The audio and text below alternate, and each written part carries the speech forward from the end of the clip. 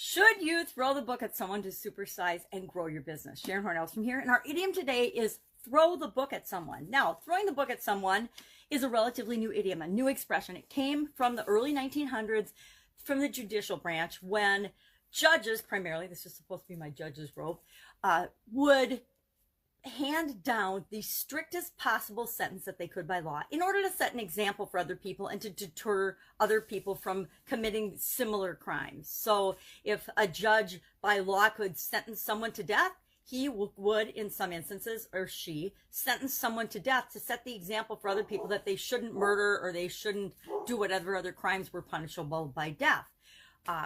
Whenever someone breaks a rule or behaves in ways we don't like, sometimes we want to throw the book at them, right? I remember, some discussions with my ex-husband when I didn't, but I sure would have liked to toss some books or something else at him on occasion. I think when we get upset, we tend to want to punish other people or get revenge or see them squirm like we're squirming. If they hurt our feelings, we want to hurt their feelings. Not a good strategy or policy, by the way. Two wrongs do not make a right. I don't care what anybody says about anything. We know the difference between right and wrong. We know the difference between good and evil. Sometimes we don't want to see it, but we actually know it, and we feel it in our gut if something is wrong. There's a lot of people right now performing on social media because they're upset about things. Now, we've all been locked down, and with COVID, I don't know what to call them, rules and guidelines and things. And there are some politicians calling for more lockdowns and more restrictions on our personal freedoms. Never in my life, and I'm 60, did I think we would see anything like this in the United States of America. With people overreaching, politicians on, governors, mayors, people on local levels, city councils, passing rules and guidelines to limit people's freedoms, to go against the Constitution, to do things to enhance their personal power and belief and control, not necessarily for the good of the people, right?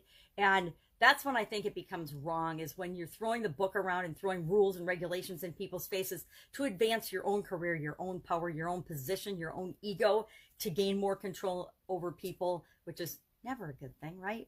We don't need to have control or lord over other people. That's ridiculous. We need to be kind and treat one another the way we want to be treated. We need to, stop the excessive use of force and power where it's not necessary. And it's, we're seeing it a lot right now in the United States, and hopefully it will stop soon, because we'll stand up and say, this is ridiculous. We're not going to take it anymore. So do you want to throw the book at someone? Have you ever wanted to throw the book at someone? I know in corporate America, this is kind of where I learned the lesson. There's leaders that will solve the problem, and then there are leaders that will, instead of addressing a problem head on and actually finding the root cause and solving that problem, they'll put band-aids on it. So for example, one or two people are having a hard time following the rules for attendance or showing up to work on time or having their uniform or something.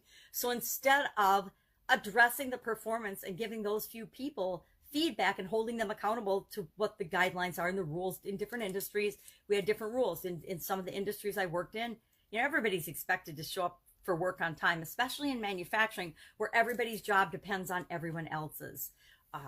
But we had uniforms were required by our industry. We were making foods. We had to have uniforms. Some people would forget or not wear the proper uniforms. And instead of addressing those few people, the organization's leadership would make massive sweeping rules and regulations for everybody to try to enforce that impacted everyone in the organization, instead of addressing the 1% or less of people that were actually having a problem and not following the guidelines. See that all the time. We see that in rules. We see that in laws. We see that in the COVID, the way it's being administered.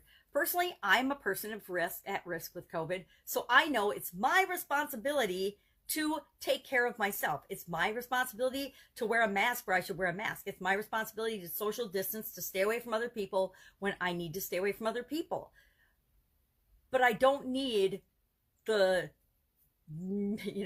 leaders of our world or of our country telling me what I need to do. I take personal responsibility to know what I need to do to keep myself and my family safe. And everyone should be expected to do that. It's only the people that believe that people can't think for themselves that think they need to mandate and make these rules and laws and guidelines for people. So in our organizations, should we ever throw the book at someone? You know, that's always up to you. Just like everything else we talk about, of course, it's up to you. You might want to throw the book at your competition, right? You might want to pit yourself against your competition in terms of stating how and why you are better than they are. But as far as, you know, to me, throwing the book at somebody means you're over killing, you're over punishing the crime that was committed. I think of Martha Stewart, right? Martha Stewart is a definite example of somebody that had the book thrown at her for insider trading and was punished to the greatest extent that the law was capable of punishing her. And, you know, whether you like Martha Stewart or not, I think most people would agree that she was an example. She was to be made an example of. Yet, every day, there are whole groups of people that are participating in insider trading, and they're never held accountable or responsible or punished for it.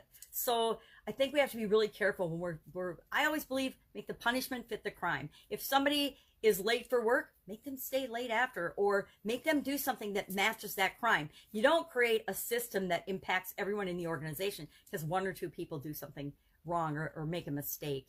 You don't, you know, cut off your hand to spite your face. That's what this one reminds me of, because sometimes throwing the book at someone, although it's designed to have a certain effect, sometimes it has just the opposite effect.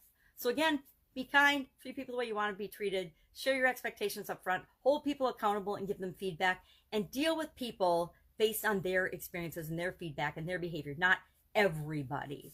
All right, I'd love to know your experience with throwing the book at someone. Have an awesome day, and I will be with you tomorrow with another interesting idiom. What does it mean? Where does it come from? And how might you use it in your business right now? Take care. Bye. No book throwing today.